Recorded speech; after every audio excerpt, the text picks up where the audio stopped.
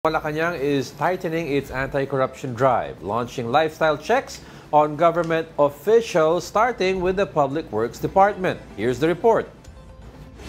Acting Davao City Mayor Baste Duterte is taking a swipe at President Bongbong Marcos' probe into irregular flood control projects, calling it nothing more than a publicity stunt. PR stunt niya. Kung serious talaga siya, then why not file a case? Palace Press Officer Undersecretary Claire Castro quickly hit back. Nasaan po siya ngayon? Nasa the Netherlands. Wala po sa Davao City. Okay. Kung sinasabi niya po na ito'y PR stunt, manood na lamang po siya. Malacanang assured the public that the president will go after those proven involved, allies included. Walang sisinuhin, walang malapit sa puso, walang kaalyado, kung sino man ang involved dito, sasampahan ng kaso. As proof of the administration's seriousness, lifestyle checks will be conducted, starting with the Department of Public Works and Highways. DPWH Secretary Manuel Bonoan earlier said he had no hand in the irregularities. Other cabinet officials, meanwhile, have expressed openness. We are open and we welcome the yung lifestyle check. It's the right thing to do. Tama yun. For the entire government. I think it's very important. Alam mo ngayon, sa social media, wala ka nang pwede itago eh. So lahat lang naman yan, pwede na makita sa social media. Baguio City Mayor Benjamin Magalong is also cooperating with the probe. He already presented documents to President Marcos to prove irregularities in infrastructure projects. Nagugulat nga siya na ganun pala. At talagang nagugulat siya eh. Sabi nga niya yung ganito pala kataas yung presyo. Mali pa pala ako. Sabi niya, mas matindi pa pala ito. Kita mo talaga yung galit niya, Sir Ted. Galit talaga siya at talagang very, very disappointed. Malacanang added that the president is ready to sit down with Mayor Magalong, as well as with Batangas Congressman Leandro Leviste, who was allegedly offered a bribe by a DPWH district engineer. For News 5, Maricel Halili, We Are One News. Well, finally, nag-coordinate na yung dalawa, si Mayor Magalong and PBBM. Kasi si Mayor Magalong, way before this blew up, itong issue, lumabas na siya. Has been even talking. last year pa. And di ba sinasabi niya, I have info and documents to prove these allegations. Pero people were accusing him na, tatakbo, we're gonna run for higher office, di ba?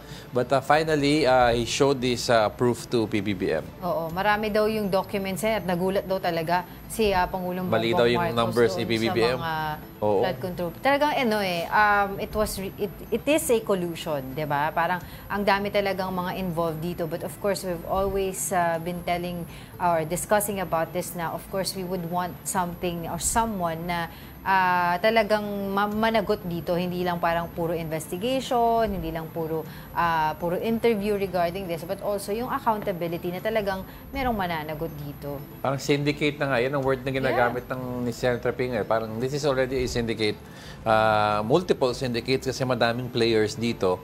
But it's just starting to feel like parang parang Bureau of Customs daw. 'Di ba? Parang deep-rooted already yung corruption that it's not a leadership change is not enough. You have to root out all the weeds. Totoo. Yun nga, di ba sinasabi natin dito yung tungkol sa lifestyle checks naman, di ba? Importante din yan na ever since naman, lagi naman natin din yung pinag-uusapan yung lifestyle check, yung ginagawa sa mga government officials because it's in the law. Nandoon yun sa kanilang duty and responsibility na maging modest, no? Yung kanilang pamumuhay, hindi maging flashy at walang bilang mga government officials, ano, yung walang mga luxury cars. Pero a lot of some people are doubtful about its effectiveness as a deterrent. Because if you are really corrupt, why would you put properties and cars or vehicles in your name? Under your name. Or bank accounts for the matter, hindi mo ilalagay sa'yo. May mga pseudo accounts yung mga, anong tawag doon? Yung sa mga accounts dati na yung mga bank accounts yung kay Velarde. Mga ganun, similar diba? to that. We're not saying that yun nga yung but a lot of them, for sure, if you are, you not put it under your name. Yung property mo, corrupt ka. Kaya nga, di ba, natawa tayo lahat yung kay Leviste, Congressman Leviste, may resibo. Di ba bakit may resibo? Bakit meron kang resibo doon na ibibigay mo yung bribery mo? But anyway, right now also, isa pang usapin yung mga anak, mga relatives, no, yung mga pamangkin ng mga supposedly involved dito sa mga anomalous flood control projects na nakikitaan ng mga lavish lifestyle. At ngayon, sila ngayon ang pinupunteriya ng mga netizen kasi iniisip nila, diyan ba napunta yung tax namin? You remember yung kay Janet Napoles, yung daughter niya? Yung tinignan mo yung account, o Instagram account niya? Instagram. Makita mo, she had parties. Hotel. She had parties pa with Hollywood celebrities, di ba? Parang based sa kung ano yung pinaka-business ng mami niya at that time, hindi man commensurate na kung you're above board, kung hindi ka corrupt, hindi dapat ganun kalaki ang pera pumapasok sa'yo. So, it's proven later on na si Janet Lim Napoles, meron talagang hocus-pocus daw. Di ba yung ano niya, yung sa libingan ng ano ba yan? Yung Heritage Park ba yun? Yung simple... Doon siya nagtago. Kung saan siya nagtago, di ba may jacuzzi? Yung Mausoleo nila, may jacuzzi, may flat screen, may massage chair. Doon siya nagtago for a while, di ba, nung hinahanap siya. Mausoleo ng mami niya or daddy niya ata yun. Kaya nga, di ba, si Senator J.V. Ejercito is calling for, and other senators as well, no? Yung iba nga sabi mag-resign eh.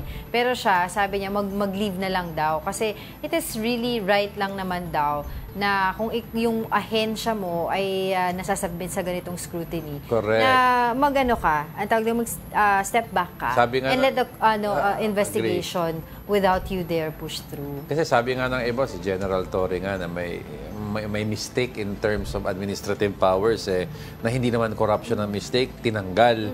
Ito si Secretary Bonoan daw, although he is not the one mismo na per se na nagnanakaw, but under his command, ito ang nangyari. During his time, ito ang nangyari. Imagine, so, diba, ano accountability niya? Oo, dun sa mga flood control projects na pinuntahan ni PBBM, nakalagay sa report ng DPWH, completed, finished. Tapos pagdating dun, wala.